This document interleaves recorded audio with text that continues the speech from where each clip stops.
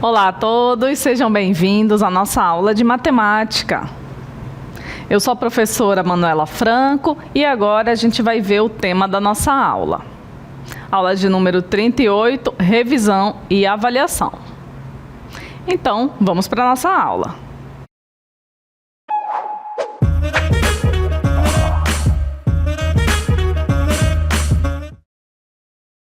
Então, vamos dar início à revisão, ao conteúdo que a gente viu lá no início da unidade, a decomposição em fatores primos. Vamos para a nossa cartela.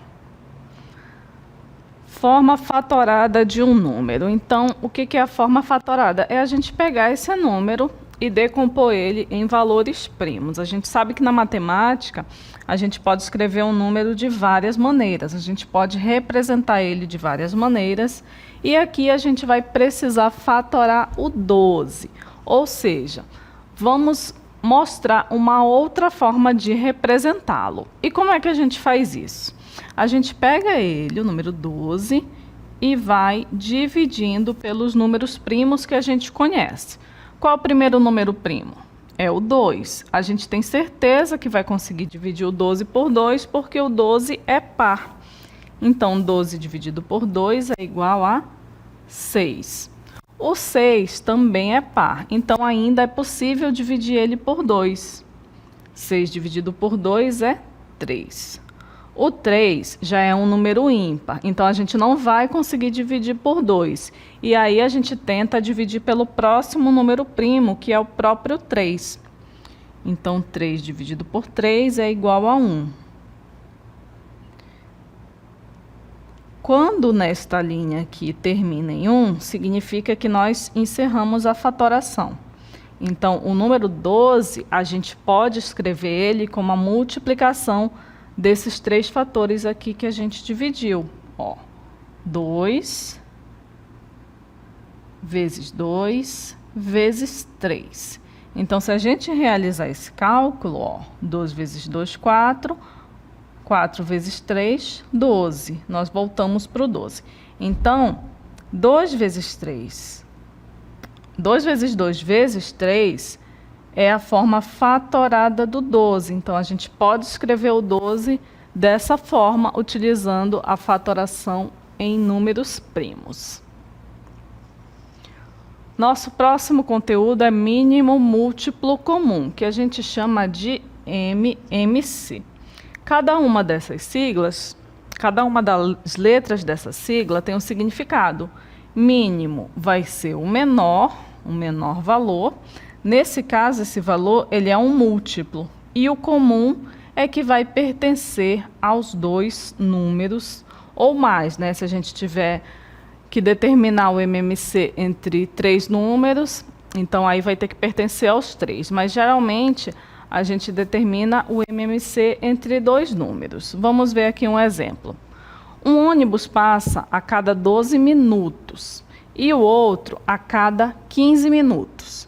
Qual o menor tempo em que os dois ônibus passarão ao mesmo tempo? Então, olha só o que acontece. O primeiro ônibus passa a cada 12 minutos e o outro a cada 15 minutos.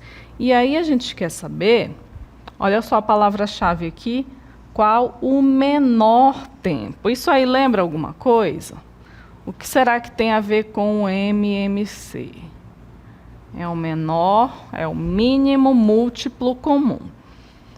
E o que é que essa situação tem a ver com o MMC? Então, olha só. Se a gente for olhar, o primeiro ônibus, ele passa a cada 12 minutos, né? Então, ele passa aqui, aí depois de 12 minutos ele vai passar de novo, né? Então, no minuto 24 ele vai passar de novo. E depois ele vai passar de novo quando? Ele vai passar no 36. Depois ele vai passar quando? Depois de mais 12. Depois de 48 minutos. Depois, 48 mais 12, 60. E depois, 72. E assim por diante, e nós vamos somando o 12 até completar. E o que isso significa? Qual é a pergunta aqui da nossa questão? Qual o menor tempo em que os 2 ônibus passarão ao mesmo tempo? Como é que eu vou saber que horas que eles vão passar ao mesmo tempo? O segundo ônibus, ele vai passar aqui, né, com 15 minutos. Como ele passa 15 minutos, depois ele vai passar de novo no minuto 30. Depois mais 15, 45. Mais 15, 60. Mais 15, 75. E assim por diante. Então, o que a gente tem aqui? Se você observar, no primeiro ônibus, a gente tem os múltiplos de 12, começando a partir do 12. Olha só, o 12 é o 12 vezes 1. O 24 é o 12 vezes 2. O 36 é o 12 vezes 3. E assim por diante. A mesma coisa vai acontecer aqui com os múltiplos de 15, ó. O 15 é o 15 vezes 1, o 30 é o 15 vezes 2, o 45 é o 15 vezes 3 e assim por diante. Então vejam que os múltiplos do 15 e do 12, eles são diferentes, mas chega um momento ali em que vai coincidir o múltiplo deles, que é exatamente, ó, o 60. Existem outros múltiplos que sejam ao mesmo tempo do 15 e do 12, ou seja, que seja comum ao 15 e ao 12? Tem, se a gente continuar essa lista aqui dos múltiplos, a gente vai achar. Mas a gente quer o que na nossa questão? O menor tempo. Então, o menor tempo vai ser justamente quem? O mínimo múltiplo comum. E qual é o mínimo múltiplo comum aqui? Entre o 12 e o 15. Então, o MMC de 12 e 15 é quem? É o 60. Então, depois de 60 minutos, os dois vão passar novamente juntos. O que isso significa? Que eles vão se encontrar de novo no minuto 120, ó, porque 60 mais 60 é 120. Depois eles vão se encontrar de novo no 180, é onde vai aparecer os múltiplos comuns deles. Mas aí a gente precisa do mínimo, que é o que aparece aqui primeiro, que é comum tanto ao 12 quanto ao 15, que é o 60. Agora a gente vai ver o máximo divisor comum. Imagine que você está organizando uma festa na escola e quer dividir alguns lanches igualmente entre seus amigos. Você tem 12 biscoitos e 18 copos de suco. Você precisa descobrir quantos amigos podem receber a mesma quantidade de biscoitos e copos de suco. Então, a informação que a gente tem que guardar é que nós temos 12 biscoitos e 18 copos de suco. Como é que a gente faz para resolver isso? A gente vai listar os divisores do 12 e os divisores do 18.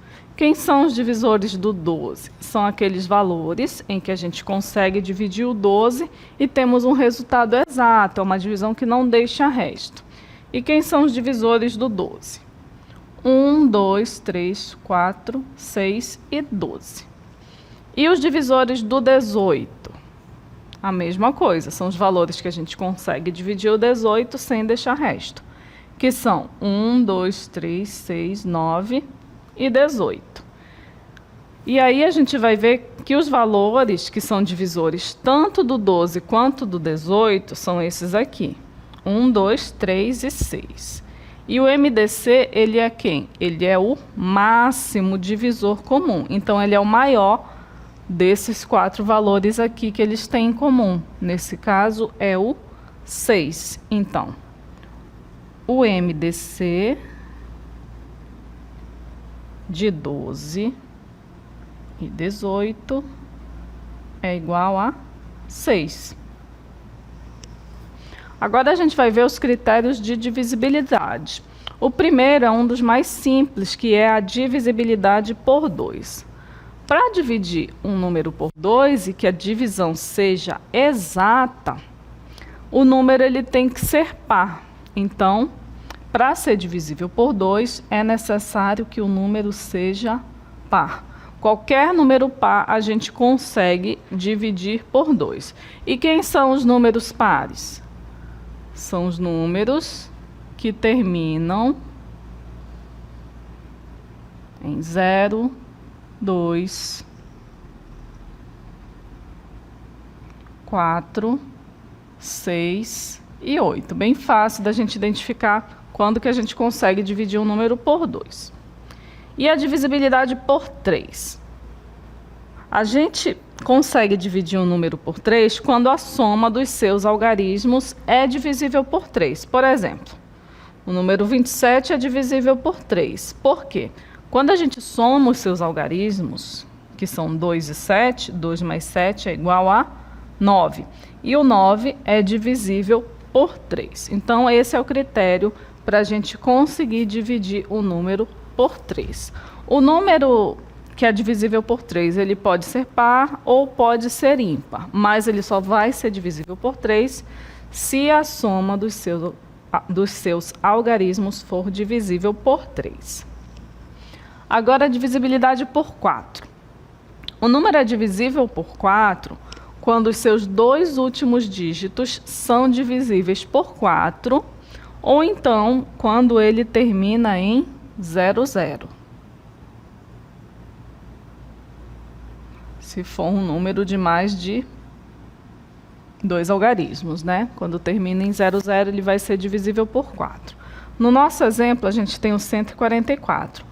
Para saber se ele é divisível por 4, a gente tem que ver se os dois últimos dígitos, nesse caso 44, é divisível por 4. 44 dividido por 4 dá 11 e não deixa resto, então sim, ele é um número divisível por 4. A divisibilidade por 5 é uma das mais fáceis também, bem parecida com 2, acredito que é até mais fácil. Para dividir por 5, um valor, ele tem que terminar em 0 ou em 5. Bem simples, né? Então, é um dos critérios mais fáceis da gente memorizar, porque é fácil da gente contar de 5 em 5, né? É só contar 5, 10, 15, 20, 25 e assim por diante. No nosso exemplo aqui, a gente tem o 500. O 500 é divisível por 5, por quê? Porque o seu último dígito é 0. Então, esse é um dos critérios para saber se o número é divisível por 5. Divisibilidade por 6. Um número é divisível por 6 quando ele é divisível ao mesmo tempo por 2 e por 3. Então, o que a gente precisa fazer? A gente precisa juntar os dois critérios de divisibilidade. O critério de divisibilidade por 2 e por 3. Tem que valer os dois. Qual é o critério de divisibilidade por 2?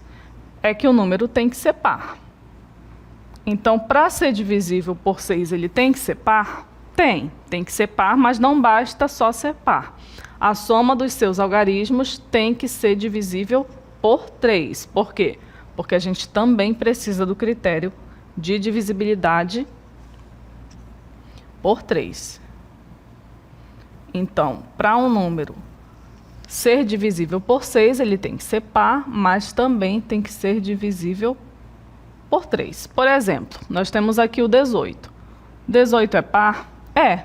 Ele é divisível por 3? Vamos ver.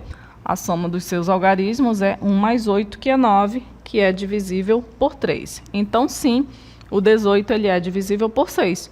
Por quê? Ele é divisível tanto por 2 quanto por 3. Agora, o critério de divisibilidade por 9 é um dos mais fáceis também. Ele é divisível por 9 quando a soma dos seus algarismos é divisível por 9, bem parecido com o critério de divisibilidade por 3. No nosso exemplo, a gente tem aqui 81.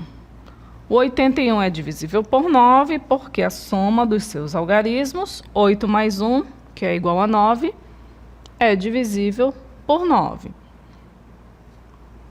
Então, esse é o critério de divisibilidade por 9.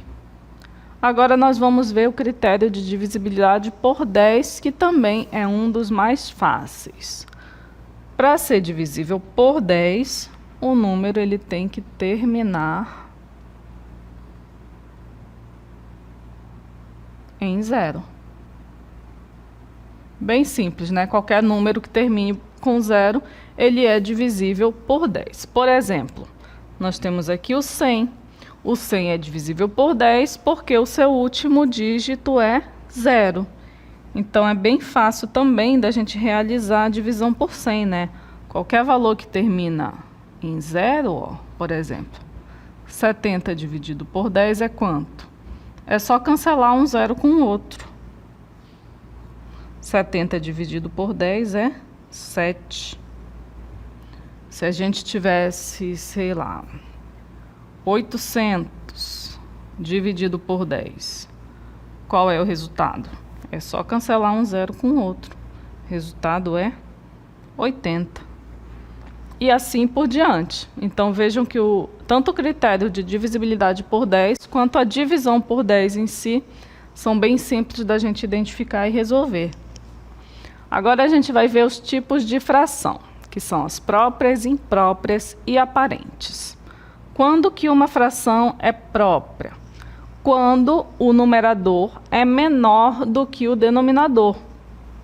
Por exemplo, nós temos aqui 1 sobre 2, vejam que o 1 é menor do que o 2, então nós temos uma fração própria. 3 sobre 4, o 3 é menor do que o 4. 5 sobre 7, o 5 é menor do que o 7, então todos aqui são exemplos de frações próprias. Quando é que uma fração é imprópria? É quando o numerador é maior ou igual ao denominador. Olha só, nós temos aqui a fração 3 sobre 2. O numerador é maior do que o denominador, então ela é uma fração imprópria. Temos também os exemplos 5 sobre 4 e 7 sobre 5. Vejam que sempre aqui nessa linha, o numerador, que é a parte de cima da fração, é maior do que o denominador. Então, ela é uma fração imprópria, porque ela não está representando uma parte, não está representando uma fração. Ela é maior do que um todo e mais uma fração, por isso que ela é chamada de imprópria. A fração aparente, o numerador é um múltiplo exato do denominador. A fração aparente, ela também é uma fração imprópria. Por quê? Porque em todos os casos aqui, o numerador é maior do que o denominador. Vejam, nós temos 4 sobre 2, 6 sobre 3 e 8 sobre 4. Em todas elas, o numerador é maior do que o denominador. Então, ela é imprópria. Mas por que ela também é aparente? Porque ela apresenta um resultado exato. A gente sabe que a fração é uma divisão. Numerador dividido pelo denominador. Só que nesse caso aqui, nós temos uma divisão exata. 4 dividido por 2 é 2. 6 dividido por 3 também é 2. E 8 dividido por 4 também é 2. Ou seja, essas frações, elas estão representando um número inteiro. Elas não são parte de um número, elas são um número inteiro. Então, por isso, são chamadas de frações aparentes. Está errado eu representar o 2 na forma de fração? Não, não está errado. Na matemática a gente pode fazer isso. Mas aí a gente identifica que isso é uma fração aparente, porque ela está representando um número inteiro. Vamos ver mais uma vez aqui a decomposição em fatores primos, só que na forma fatorada, como a gente geralmente resolve para solucionar nossos problemas. O teorema fundamental da aritmética diz que todo número natural maior do que 1 pode ser escrito como produto de números primos, ou seja, é possível decompor em fatores primos. E é aquilo que eu falei no início da aula, né? Qualquer número natural maior do que 1, ele pode ser escrito como produto de números primos, ou seja, ele pode ser representado de outra forma. A gente viu lá que o 12, ele pode ser escrito como 2 vezes 2 vezes 3. Então, é uma representação também que vai ajudar a gente a resolver alguns problemas. Vamos ver aqui o nosso exemplo. A gente vai decompor em fatores primos o número 144. Então, o que a gente tem aqui? Nós temos um número par. E aí a gente lembra dos nossos critérios de divisibilidade. Dá para a gente dividir pelo primeiro número primo, que é 2? Dá, então vamos dividir. 144 por 2, 72. Como continua sendo par, a gente continua dividindo por 2. 72 dividido por 2, 36. Ainda é par, então 36 dividido por 2, 18. Continuamos com o número par. 18 dividido por 2, 9. Agora o 9 já não é par. E aí a gente vai para o nosso próximo número primo, que é o 3. 9 dividido por 3, 3. 3 dividido por 3, 1. Então, encerramos aqui a decomposição quando o resultado chega em 1. Então, o que acontece aqui? A gente vai representar o 144 como o produto desses valores aqui que a gente dividiu ele, que vai ser quanto? 2 vezes 2, vezes 2, vezes 2, vezes 3, vezes 3. E isso a gente pode representar em forma de potência, olha só. 2 vezes 2 vezes 2 vezes 2 é o 2 multiplicado por ele mesmo 4 vezes, então é 2 elevado a 4. E o 3 vezes 3 é o 3 elevado a 2. Então, por isso, a gente consegue representar o 144 dessa forma. 2 elevado a 4 vezes 3 elevado a 2. E quando for um número que não for par? Por exemplo, se a gente tiver aqui que decompor o 39, que não é par. O que a gente vai fazer? A gente vai conseguir dividir por 2? Não, mas aí a gente vai para o nosso próximo número primo, que é o 3. Isso se der para dividir, nesse caso dá. 39 dividido por 3 é 13. Vejam que o 13, ele já é um número primo. Por quê? A gente não vai conseguir dividir pelo próximo número primo, que é 5. Também não conseguimos dividir pelo 7 e muito menos pelo próximo número primo, que é o 11.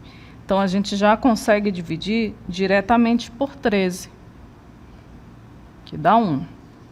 Então, a gente consegue representar o 39 como?